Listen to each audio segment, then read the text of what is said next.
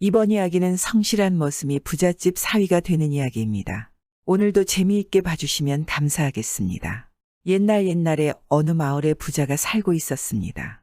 이 부자는 어찌나 재산이 많은지 땅도 아주 많고 해마다 거두어들이는 곡식도 수천 석에 이르렀습니다. 그래도 다른 부자와 달리 인심도 좋았습니다. 특히 자신의 집에서 일하는 머슴과 식솔들에게도 잘했습니다. 이 부자의 집에는 많은 머슴들이 일하고 있었습니다. 부자는 자신의 집에서 머슴들이 1년 동안 열심히 일을 하면 쌀을 5가마씩 세경을 쳐주었습니다. 그리고 머슴 중에서 가장 수확을 많이 하고 열심히 일을 하는 머슴에게는 특별히 15가만이나 쌀을 주었습니다. 머슴들은 서로 수확을 많이 하기 위해서 더욱 열심히 일을 하지 않았겠습니까? 그러던 어느 날 돌쇠라는 청년이 집도 절도 없고 가진 것 없이 이 부자가 사는 마을에 오게 되었습니다. 그리고 돌쇠는 이 부자의 소문을 듣게 되었습니다. 그래서 부자 집 앞에 이르자 한 머슴이 말하는 소리가 들리는 것입니다. 그게 참말인가? 그럼 거기 머슴으로 들어가서 열심히 일을 해갖고 머슴 중에 수확을 많이 하게 되면 말이야. 세경으로 15가마니를 받는다고. 그렇게 몇 년만 수확을 잘하면 땅도 사고 부자가 될 수 있어. 그런 소리를 들은 돌쇠는 무척 솔깃하지 않겠습니까? 그래, 내가 지금 신세를 면할 수 있는 방법은 그 집에 머슴으로 들어가서 몇 년 죽자 살자 열심히 일하는 수밖에 없겠구나. 내가 농사 하나는 잘 짓지 않나. 그렇게 돌쇠는 부잣집에 찾아가서 머슴으로 살게 되었습니다. 그렇게 돌쇠는 수확을 많이 하겠다는 일념하에 끼니도 걸으면서까지 일을 열심히 하였습니다. 그러니 부자는 그렇게 열심히 하는 돌쇠를 무척 좋아라 하게 되었고 첫 해에 돌쇠에게 쌀 12가마니를 주었습니다. 돌쇠는 쌀을 15가마니나 받고 좋아서 주막으로 동료 머슴들을 데리고 갔습니다. 이보게들, 그동안 고생 많았네. 이번에 내가 1등을 했으니 자네들에게 한 잔 사겠네. 그렇게 돌쇠는 머슴들과 함께 주막에서 거하게 술을 마시며 시간을 보내고 있었습니다. 그런데 그 옆자리에 이웃 마을에 부잣집 머슴들이 와 있었습니다. 아니, 자네들은 이웃 마을 부잣집 머슴들이 아닌가? 오, 그래, 오랜만이네. 지난번 심부름 갔을 때 만났었지. 그들은 서로가 머슴으로서 동병상련을 느끼는 처지라 금세 친하게 되었습니다. 그렇게 같이 자리를 하여 한참 어울리다가 그 이웃 마을 부잣집 머슴들에게 돌쇠는 아주 놀라운 이야기를 듣게 되었습니다. 아니, 그게 정말인가? 내기를 한다고. 사위 자리를 두고 그 큰 부자가 사위를 못 구할 리도 없을 테고 중매만 넣어도 번번한 세도가들이 줄을 설 텐데. 그렇다네 우리 영감이 자신의 무남동녀 외동딸 하나를 두고 내기를 벌이는데 아무리 봐도 그게 사위를 드리려는 게 아니고 돈을 벌려고 하는 것 같단 말이지. 내기가 뭐냐면 말이야.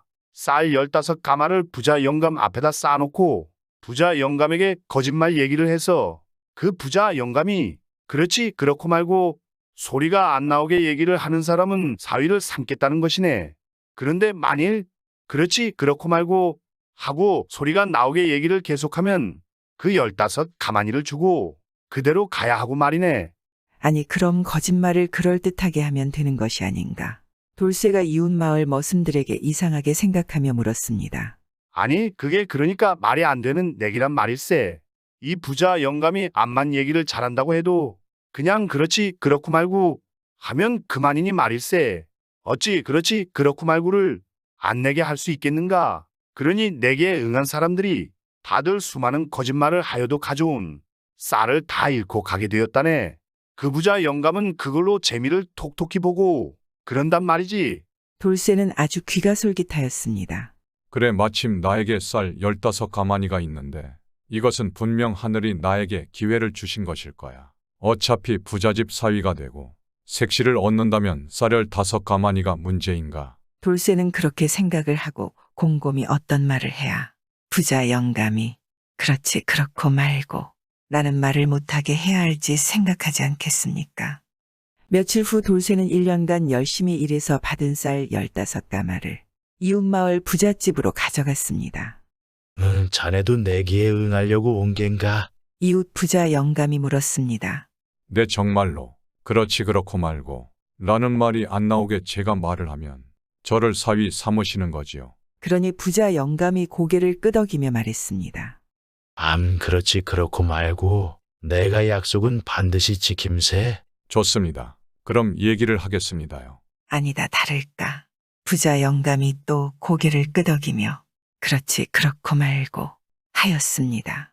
제가 이 집에 와서 집을 보니 너무 놀랐습니다. 집도 좋지만 곳간에 많은 쌀고 재물들이 많더군요. 그렇게 말을 시작하자 부자 영감은 그렇지 그렇고 말고 하는 것입니다.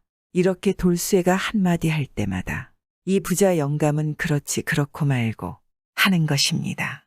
이 영감이 무조건 그렇지 그렇고 말고만 하면 끝이니 돌쇠가 내기해지는 듯 보이지 않겠습니까?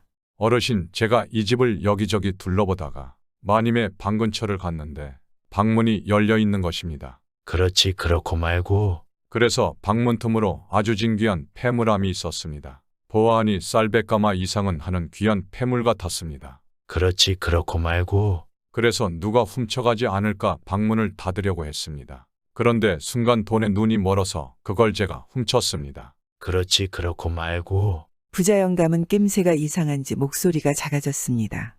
제가 이 내기에서 지더라도 그 폐물을 가져가면 더욱 이득이지 않겠습니까? 그렇지 그렇고 말고 점점 부자 영감의 목소리는 더욱 작아졌습니다. 그러면 제가 이 내기에서 지더라도 어르신의 넓은 마음으로 제가 그 폐물을 가져가겠습니다. 어르신, 제가 가져도 되겠죠? 그렇지. 더 이상 부자 영감은 아무 말도 할 수가 없었습니다. 아무리 내기라도 자신의 입으로 한 수작인데 뒤집는 게 말이 되겠습니까? 돌쇠는 회심의 미소를 지으며 부자 영감에게 말했습니다. 어르신, 제가 이 폐물을 가져가도 되겠지요? 감사하게 잘 쓰겠습니다. 그러자 부자 양반이 웃으며 말하는 것입니다. 아이고 그래 이건 내가 졌구만. 말을 못하게 만들다니. 이웃 마을 부자 영감은 꼼짝없이 내기에 서지고 말았습니다. 그럼 약속대로 저를 사위 삼아 주셔야겠습니다. 약속은 지킨다고 하셨습니다. 이 부자 양반은 돌쇠의 소문을 익히 듣고 있었습니다. 옆마을 부자집에 머슴이 하나 왔는데 끼니도 잘 챙기지 않고 아침 일찍 나와서 해질 때까지 열심히 일한다는 머슴이 있다고 말입니다. 그래서 내기하자고 왔을 때 내심 궁금했습니다. 그런데 아니다 다를까. 성실도 하지만 돌쇠의 지혜를 신통하게 생각했습니다. 사람들은 내가 이 내기를 돈을 벌려고 한다고 생각을 했는데 아니야. 나는 있잖아. 자네처럼 이 지혜를 가진 사위를 얻고 싶었던 것일세. 이제 오늘부터 사위에게나 내일 당장 혼례를 치를 것이야. 부자 영감은 웃으며 그렇게 말했습니다. 그러니 돌쇠는 이 부자 영감의 사위가 되어 오래도록 잘 먹고 잘 살게 되었다고 합니다. 지금 당장은 아무것도 없지만 성실하게 살아왔다면 이 머슴과 같이 기회가 생기지 않을까요? 구독은 공짜입니다.